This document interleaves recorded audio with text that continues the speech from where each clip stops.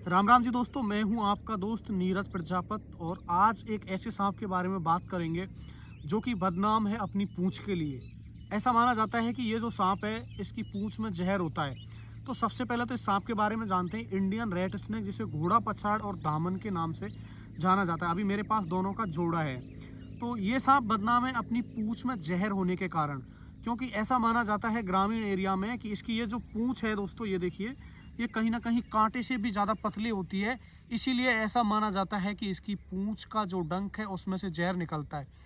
यानी कि इसके मुंह में तो जहर नहीं होता, लेकिन ये लोग वागों को अपनी पूंछ से बांध देता है और फिर निकलता है इसके अंतिम छोर से एक द्रव्य जो कि जहरीला होता है। ऐसा गांव के लोग मानते हैं। तो ये देखिए, ये है इसकी पूंछ, कहीं ना कहीं कांटे से भी ज़्यादा पतली है और ऐसा लगता है कि वाकई इसकी पूंछ में कोई डंक होता है। तो आज इसका खुलासा करते हैं, क्या अगर ये अपनी पूंछ को मेरे शरीर में गड़ा देगा तो ये कोई जहर छोड़ेगा या नहीं।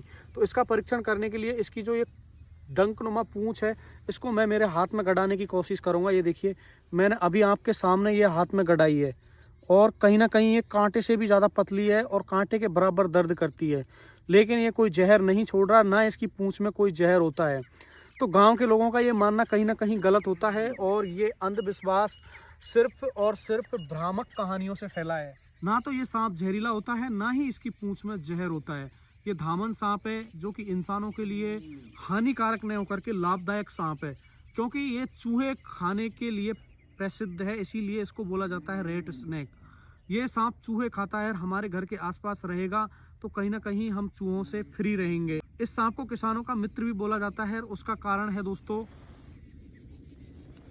चूहे खाने के कारण, क्योंकि अगर ये खेतों के आसपास रहेगा तो चूहे खाएगा और चूहे किसानों की फसल के लिए हानिकारक होते हैं। तो कहीं ना कहीं कृषि मित्र है, पर्यावरण मित्र है, इस सांप को बिल्कुल नहीं मारना चाहिए। ये बिल्कुल भी नहीं काटता और इसका उदाहरण मैं अभी दिलाता हूँ आपको। ये मैंने सांप पकड़ लिया है बहुत ही नज़दीक से और ये बिल्कुल भी काटने की कोशिश नहीं करता। तो सबसे बड़ी बात है कि इस सांप को पहचाने कैसे, ये सांप हमारे लिए लाभदायक है या हानिकारक, ये धामन है या फिर कोई और। उसको पहचानने के लिए आपको कलर देखना पड़ेगा। धामन ज़्यादातर पीले कलर का होता है, लेकिन कभी कभी इस तरीके का सलेटिया कलर भी हो जाता है उसका, इसको ग्रे कलर बोलते हैं। तो कहीं ना कहीं हम धोखा खा जाते हैं। तो सबसे अच्छी पहचान होती है इसकी, ये नीचे की साइड से पीला होता है, ये देखिए इस पर लाइन खींची हुई होती है।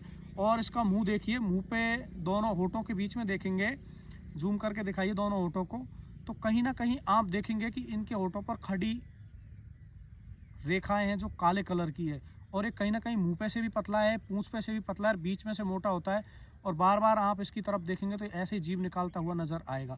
ये सांप बिल्कुल भी नहीं काटता। तो अब बारी आ गई इनको जंगल में आज़ाद करने की। तो चलिए दोस्त, देखिए एक बात और, ये भारत का सबसे तेज दौड़ने वाला सांप है, लेकिन अभी बहुत ही आराम से जा रहा है। उसने रेस पकड़ ली, देखिए फुल रेस पकड़ ली उसने और घुस गया।